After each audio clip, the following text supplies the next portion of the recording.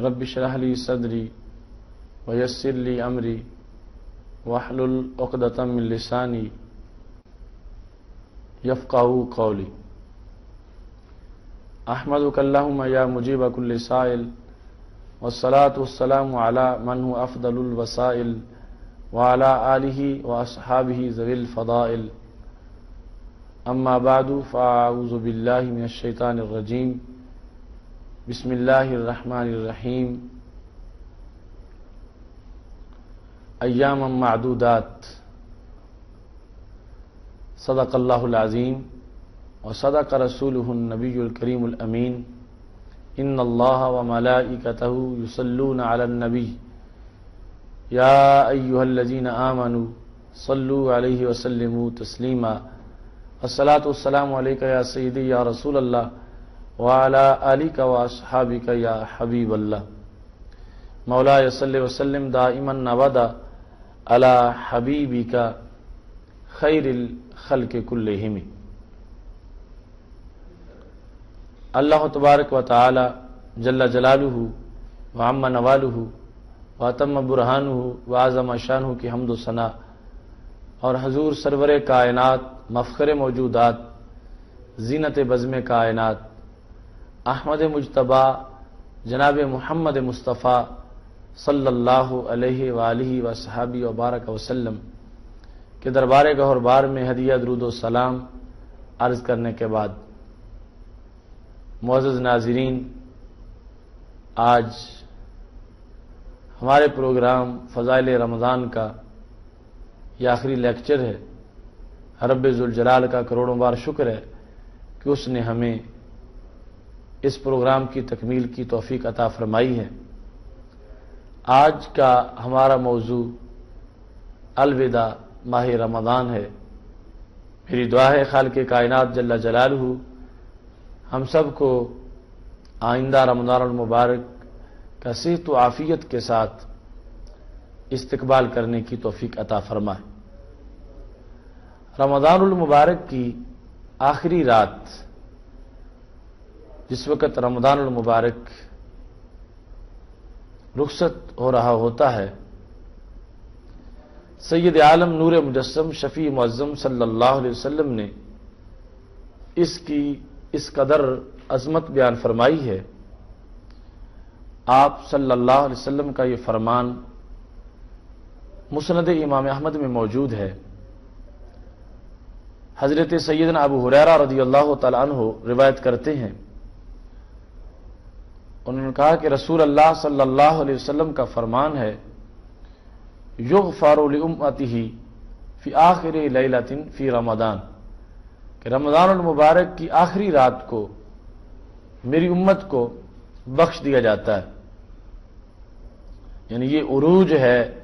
رب ذوالجلال کی طرف سے، آخری رات برکتوں سے لبریز ہو گئی ہے،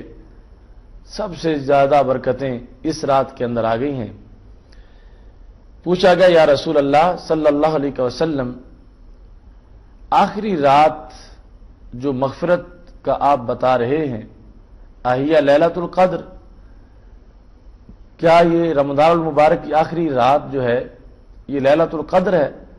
جس کی وجہ سے امت کو بخش دیا جاتا ہے؟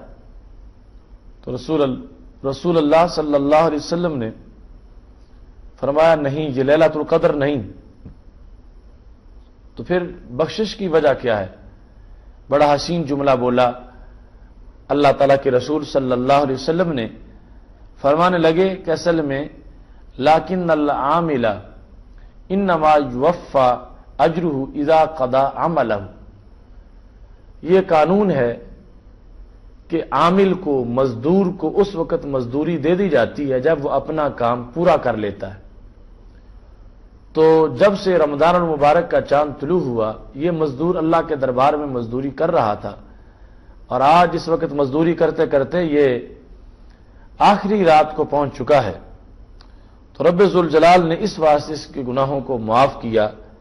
کہ اس نے اپنا کام پورا کر لیا ہے۔ تو رب ذوالجلال نے اپنی طرف سے انعام بھی پھر مکمل فرما دیا۔ اس واسطے آخری رات کو عظیم رات گردانا گیا، اور اس کی وجہ سے بندے کا جب کام مکمل ہوا تو خالق کائنات جل جلالہ نے اس رات کے اندر اپنے بندوں کو اجر عظیم عطا فرمایا۔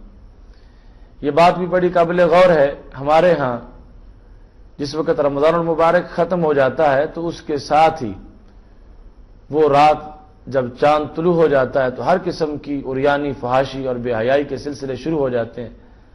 اور لگتا ہے واقعی شیطان کھول دیا گیا ہے۔ سوچنا چاہیے کہ یہ رات بڑی حساس رات ہے اور اس میں مغفرت کے پروانے بانٹے جاتے ہیں،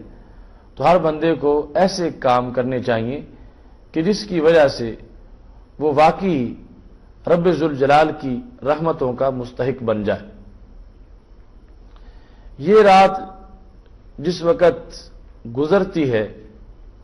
خالق کائنات جل جلالہ ایک انسان کو جو عروج دیتا ہے اس کا انداز حدیث شریف سے سمجھنا چاہیے۔ رات گزرے گی، پھر کل عید کا سما ہوگا، عید کی خوشیاں جس وقت ہوں گی تو رسول اللہ صلی اللہ علیہ وسلم کا فرمان ہے فَإِذَا كَانَ يَوْمُ عِيدِهِمْ یعنی یوم فطرہم باہا بہم ملائکتہ، کہ جب عید الفطر کا دن آتا ہے تو خالق کائنات جل جلالہ ان بندوں کی وجہ سے فرشتوں کے سامنے فخر کرتا ہے کہ فرشتوں دیکھو تم بھی بندگی کرتے ہو، مگر میرے بندوں کا انداز دیکھو کہ جنہوں نے بھوک پیاس برداشت کر کے میرے حکم کی کس قدر کی ہے اور حکم کی پابندی کی ہے۔ خالق کائنات جل جلالہ پھر فرشتوں سے ایک مشورہ لیتا ہے۔ فرشتوں کو پہلے نمبر پر جو اللہ نے فخر کیا وہ یہی اظہار تھا کہ تم نے مشورہ دینے میں صائب طریقہ استعمال نہیں کیا تھا۔ جب تم سے پوچھا گیا تھا انی جاعل فی الارض خلیفہ، کہ میں زمین میں اپنا نائب بنانے والا ہوں، تو تم نے کہا نحن نسبح بحمدک ونقدس لک، اے اللہ تیری تسبیح و تقدیس کے لیے ہم کافی ہیں۔ خالق کائنات نے فرمایا دیکھو تم ایسی تسبیح نہیں کر سکتے جیسی تسبیح میرا بندہ بھوک پیاس کے باوجود کر رہا ہے۔ پھر خالق کائنات جل جلالہ فرشتوں سے پھر مشورہ کرتا ہے، اور اللہ تعالیٰ کا مشورہ کرنا یہ محض لوگوں کے لیے طریقہ رائج کرنے کے لیے ہے، سنت بنانے کے لیے، ورنہ مشورے کا رب محتاج نہیں ہے، کیونکہ مشورہ کیا جاتا ہے کسی چیز کا اچھا پہلو کسی کے مشورے سے ڈھونڈنے کے لیے، اور اللہ تعالیٰ اس سے پاک ہے۔ خالق کائنات فرشتوں سے کہتا ہے فرشتوں مجھے ایک بات بتاؤ، ما جزاء اجیر وفى عملہ، اس مزدور کی کیا جزا ہے جس نے اپنا عمل پورا کر دیا ہو؟ وہ مزدور جس نے اپنا عمل مکمل کر دیا ہو اس مزدور کو کیا دینا چاہیے؟ قالو، فرشتوں نے کہا ربنا، اے ہمارے رب، جزاؤہ ان یوفى اجرہ، اس کی جزا یہی ہے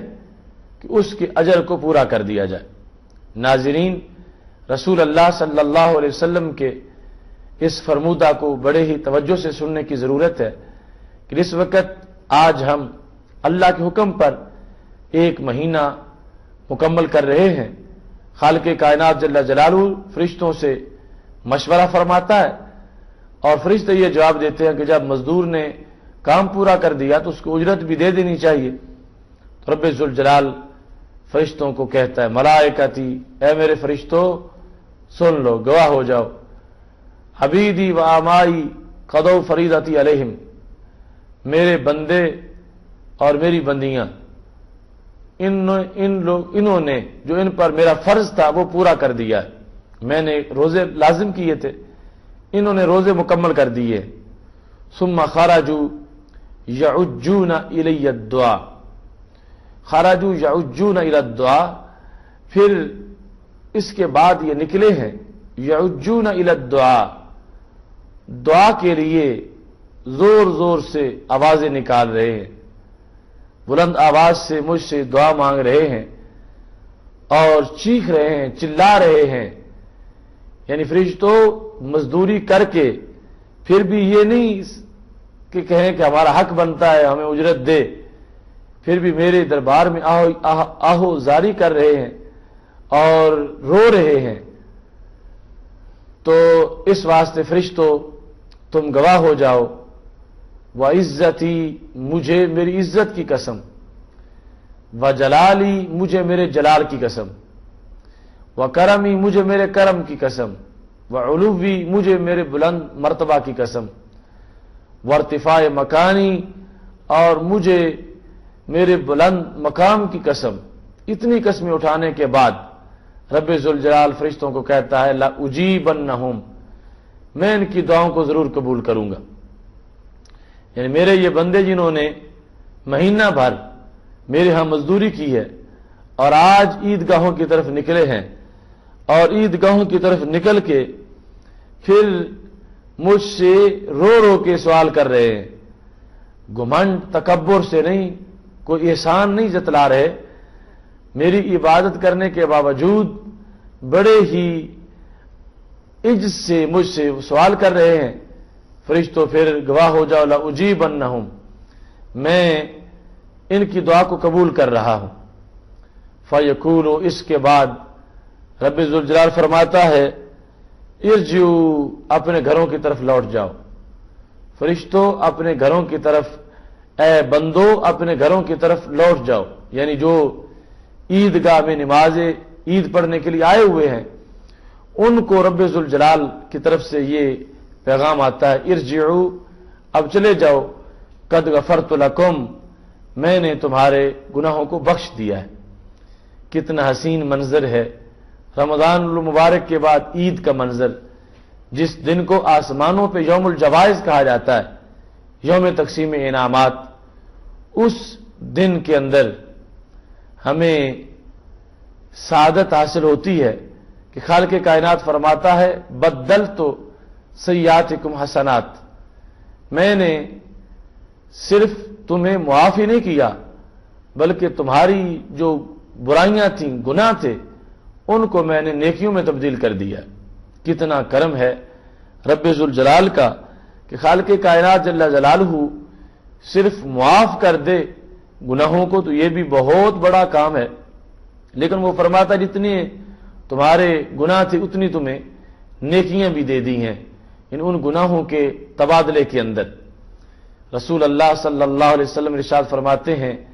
فَيَرْجِعُونَ مَغْفُورًا لَهُمْ، تو یہ پھر اس انداز میں عید سے واپس آتے ہیں جنہوں نے روزہ رکھا تھا کہ آ رہے ہیں مغفور اللہم، اس حالت میں کہ ان کی بخشش کر دی گئی ہے، ان کے گناہوں کو معاف کر دیا گیا ہے، ان کے نامہ اعمال پر کوئی سیاہی باقی نہیں رہی۔ تو کتنا حسین موسم آیا ہے ناظرین، یہ تھوڑی سی مشقت کے دن اور اس کے بعد عید کا یہ منظر کتنا خوبصورت اور کتنا حسین منظر ہے، جس کے اندر رب ذوالجلال کی طرف سے اعلان کر دیا گیا، فرشتوں کو گواہ بنا دیا گیا کہ فرشتوں دیکھ لو، سن لو، میں نے ان بندوں کے گناہوں کو معاف کر دیا ہے۔ تو آ رہے تھے تو خطرہ تھا، ڈر تھا، گناہوں کے بوجھ بھاری تھے، مگر اب جا رہے ہیں تو رسول اللہ صلی اللہ علیہ وسلم فرماتے ہیں ان کو بخش دیا گیا ہے اور سارے گناہ ان کے بدن سے جو ہیں وہ دور کر دیے گئے ہیں، بوجھل ماحول ختم کر دیا گیا ہے اور ان کے نامہ اعمال کو ہر بدی سے پاک اور صاف کر دیا گیا ہے۔ یہ جو عید المبارک کے دن کیفیت ہوتی ہے، ایک طرف رمضان المبارک رخصت ہو رہا ہے اور دوسری طرف یہ ہے کہ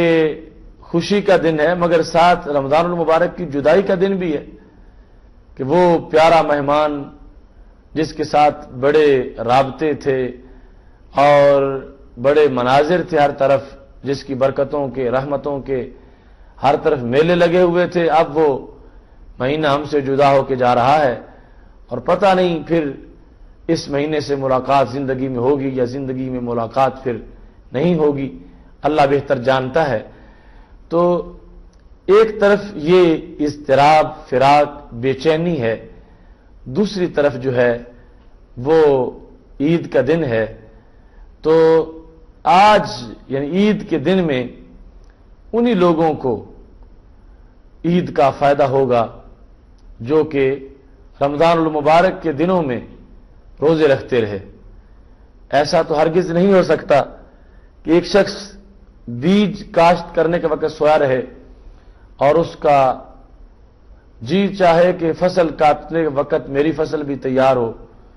تو ایسا ہرگز نہیں ہو سکتا۔ بیج بوتے وقت اگر بوئے گا تو پھر فصل کاٹے گا، ورنہ فصل نہیں کاٹ سکتا۔ اگر کسی نے کوئی امتحان دیا ہے تو نتیجہ سننے کے لیے آئے گا، اگر امتحان ہی نہیں دیا تو نتیجہ سننے کے لیے کیسے آ سکتا ہے؟ اور کتنی حماقت ہوگی اس کی اگر امتحان دیے بغیر نتیجہ سننے آ جائے۔ تو معزز ناظرین، جنہوں نے مہینہ بھر روزے رکھے وہ تو عید الفطر کے دن عید کا نتیجہ سننے کے لیے، اپنی نیکیوں کا ثمر سننے کے لیے پہنچیں گے کہ نمازوں کا ثواب کتنا ہے، روزے کا ثواب کتنا ہے، تراویح کا ثواب کتنا ہے، فہم دین کا ثواب کتنا ہے۔ اس ثواب کے لیے وہ پہنچیں گے، اور جس نے کیے ہی کچھ نہیں تھا اسے کس چیز کا ثواب ملے گا؟ اگرچہ وہ اچھے دھلے ہوئے کپڑے یا نئے کپڑے پہن کر پہلی صف میں آ کر بیٹھ جائے عیدگاہ کے اندر، مگر اس کو نور میسر نہیں ہوگا، اس واسطے کہ روزے کو انسانی بدن کے لیے زکوٰۃ قرار دیا گیا ہے، اور جب زکوٰۃ نکل جاتی ہے تو پیچھے جو ہے وہ مکمل طور پر طہارت آ جاتی ہے اور پاکیزگی آ جاتی ہے۔ لہذا جس نے زکوٰۃ دی ہے اس کو تو پاکیزگی مل گئی، اور جس نے زکوٰۃ نہیں نکالی وہ ویسے کا ویسا آ گیا، یعنی نہ امتحان دیا ہے مگر رزلٹ سننے آ گیا ہے، بیج کاشت نہیں کیا اور فصل کاٹنے کا اس کو انتظار ہے۔ تو ایسا کبھی نہیں ہو سکتا۔ آج عید الفطر کی خوشیاں انہیں نصیب ہوں گی کہ جنہوں نے رمضان المبارک کے دن پابندی کے اندر گزارے، ورنہ کوئی حصہ اس خرمن سے میسر نہیں آئے گا۔ ٹہنی گئی جو عہد خزاں میں شجر سے ٹوٹ، ممکن نہیں ہری ہو صحاب بہار سے، ہے لا زوال عہد خزاں اس کے واسطے، کوئی واسطہ نہیں ہے برگ و بار سے، ملت کے ساتھ رابطہ استوار رکھ، پیوستہ رہ شجر سے امید بہار رکھ۔ اقبال کہتے ہیں کہ جو شاخ درخت سے جدا ہو جائے، کس لیے کہ درخت پہ خزاں کا وقت آ گیا ہے، شاخ روٹ جائے، کٹ جائے، جدا ہو جائے کہ اب یہاں نہ پتے ہیں، نہ بلبل ہے، نہ نغمہ ہے، میں جدا ہو جاتی ہوں۔ تو اقبال کہتے ہیں کہ وہ شاخ جو جدا ہو گئی وہ ہری نہیں ہو سکتی، اور جو جسم درخت کے ساتھ رہی اس خزاں کے بعد پھر بہار کی رت آنے والی ہے، اس شاخ پہ پتے بھی ہوں گے، پھول بھی ہوں گے، بلبل بھی ہوگا۔ تو ایسی ہی مثال ہے اس بندے کی کہ جس نے رمضان المبارک میں جب امت کا کارواں پہنچا، سامنے روزے ہیں، مشقت ہے، تو وہ روٹ کے جدا ہو گیا کہ اب یہاں تو کھانے کو بھی کچھ نہیں ملے گا، میں اپنا علیحدہ مسکن بنا لیتا ہوں۔ اب وہ ٹہنی کٹ گئی، اگر اس کا اب خیال ہو کہ عید والے دن میرے بہار میں اضافہ ہو جائے، مجھے بہار ملے، میں بھی تر و تازہ نظر آؤں، میں بھی سرسبز و شاداب نظر آؤں، تو ایسا نہیں ہو سکتا۔ جو ٹہنی کٹ جاتی ہے اس پہ سبز رنگ بھی لگا دو تو کبھی اس کو ہرا بھرا نہیں کہا جا سکتا۔ اس واسطے جو لوگ کاروان امت سے جدا ہو گئے، الگ رستہ بنا لیا، روزے میں جو امت کا کیمپ تھا یہاں شرکت نہیں کی، اور رمضان المبارک کے نیک کاموں کے اندر وہ شریک نہیں ہو سکا، تو وہ آج اس کی حیثیت عید والے دن یہ ہوگی جس طرح کہ کٹی ہوئی ٹہنی ہوتی ہے۔ کٹی ہوئی ٹہنی ہری بھری نہیں ہو سکتی، تو اس بندے کو بھی عید کی خوشیاں میسر نہیں آ سکتی۔ عید کی خوشیاں اسی بندے کو میسر آتی ہیں کہ جس بندے نے اپنے بدن کی زکوٰۃ نکالی ہے اور وہ درخت کے ساتھ ٹہنی برقرار رہی ہے، تو جیسے بھی حالات ہوں گے وہ ٹہنی کو پھر بہار مل جائے گی۔ اور یہ رمضان المبارک کا جو موسم ہے یہ خزاں ہے ہی نہیں، حقیقت میں بہار ہے، چونکہ یہ جو درختوں کے اندر بھی پت جھڑ کا موسم ہوتا ہے وہ بہار کی دلیل ہوتا ہے. اگر خزاں نہ ہو تو بہار کہاں سے آئے؟ اس واسطے خزاں کی رت جو ہے اس کو خزاں نہیں قرار دینا چاہیے، وہی بہار کا ایک پیش خیمہ ہوتا ہے. تو جن لوگوں نے رمضان المبارک کے روزے رکھے ہیں، آج ان کے لیے ان کے چمکتے چہرے اور ان کی دمکتی پیشانیاں اس بات کا اعلان کر رہی ہیں کہ واقعی یہ لوگ وہ ہیں جنہوں نے اپنے بدن کی زکوٰۃ نکالی ہے.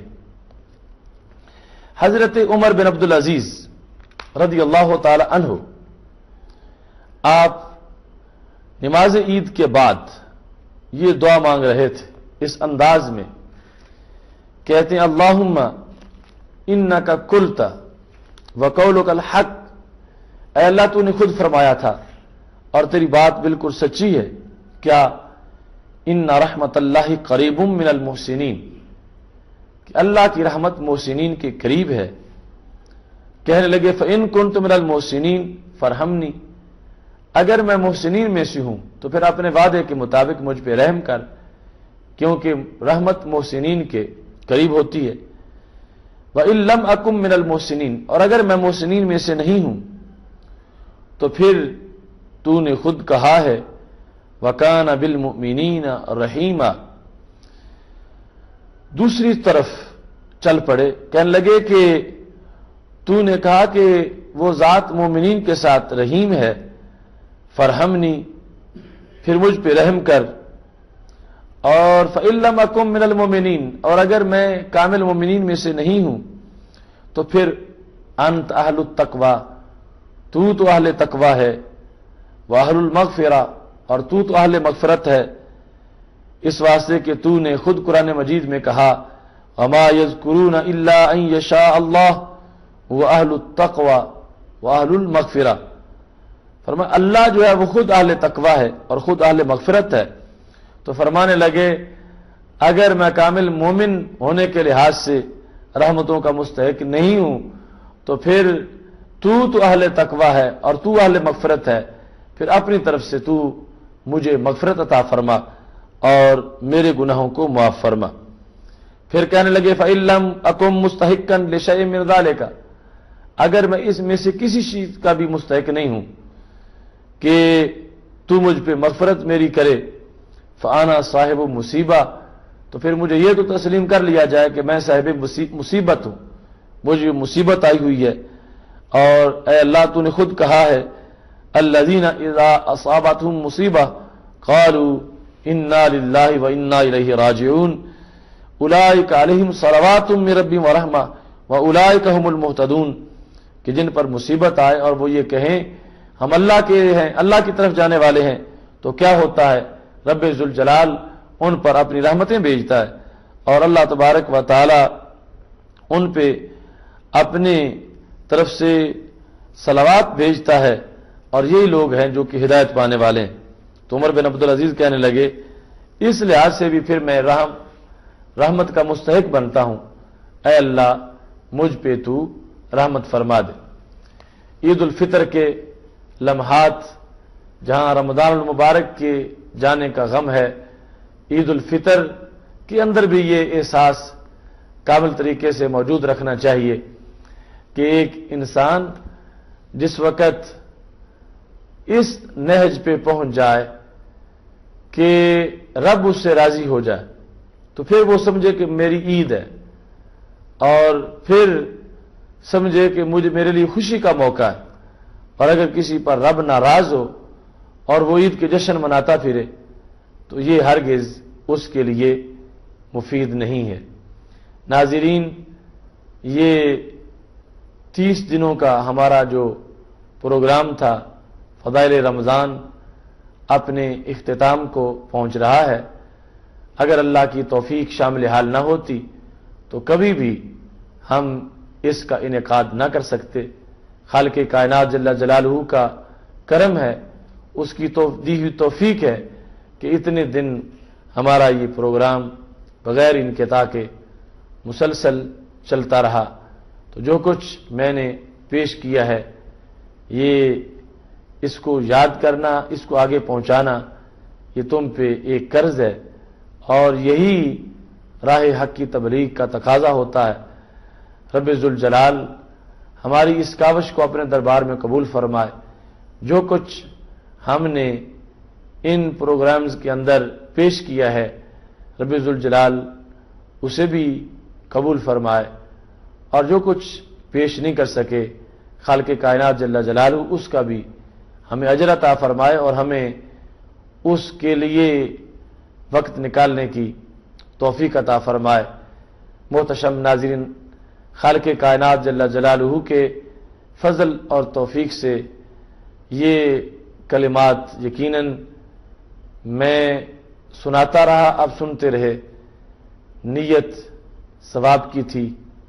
اور اللہ سے امید نجات کی ہے۔ اگر ان کلمات کو سن کے کوئی بندہ بھی راہ راست پہ آ جائے گا، یقیناً وہ ہمارے لیے ذریعہ نجات ہوگا۔ خالق کائنات جل جلالہ ہم سب کو اس عظیم عمل کے صدقے دونوں جہاں میں سرفرازیاں عطا فرمائے۔ وآخر دعوانا ان الحمد للہ رب العالمین۔ جو اٹھا دل کے